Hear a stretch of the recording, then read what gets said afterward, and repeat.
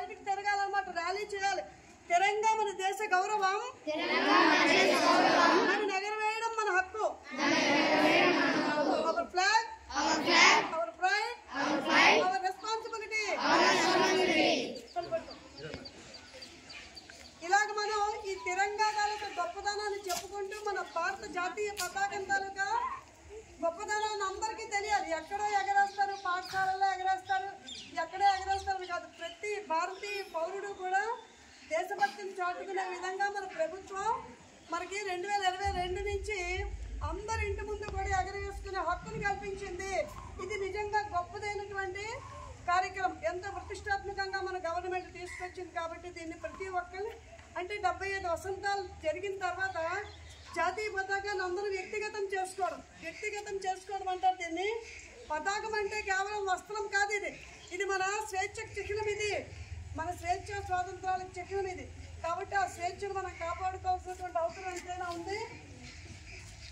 చెప్పాలి హర్ ఘర్ తిరంగా అంటే హర్ దిల్ భారత్ అని మీరు చెప్పండి. హర్ ఘర్ తిరంగా, హర్ ఘర్ తిరంగా, హర్ ఘర్ తిరంగా, హర్ దిల్ భారత్ అన్నది అక్కడ సర్పంచ్ గారు ఇంటికి కనబడాలి. గొంతులు లేవా ఎవరికి?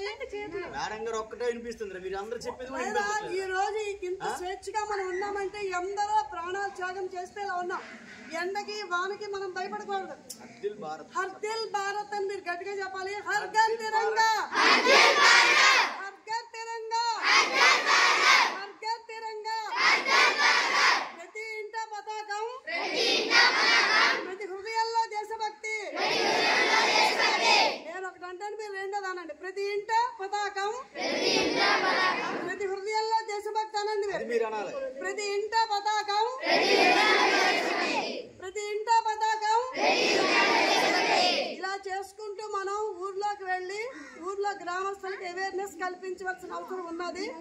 13 నుంచి 15 మధ్యలో కొంచెం వాతావరణం అనుకూలించగా పరీక్షల వల్ల మనం చేయలేకపోయాము. కాబట్టి జెండా అంటే ఒక వస్త్రం అనుకోకండి, ఇది వస్త్రం కాదు, మన స్వేచ్ఛకు చిహ్నము. మరి ఏముంది అది సార్. Thank you. మరి మాకు ఇవాళ ప్రేయర్లోనే అవకాశం ఇచ్చారు.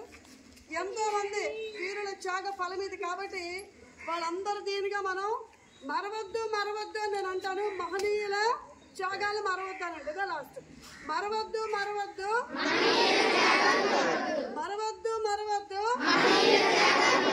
త్యాగాలు మర్చిపోకూడదు. ఈ రోజు ఎండైనా వానైనా 15 ఒక్క మాట చెప్పారు, ఇంటికి వెళ్ళిపోదాం, వెళ్ళిపోదాం అలా సెలవన్న కాన్సెప్ట్ మైండ్ నుంచి తీయండి.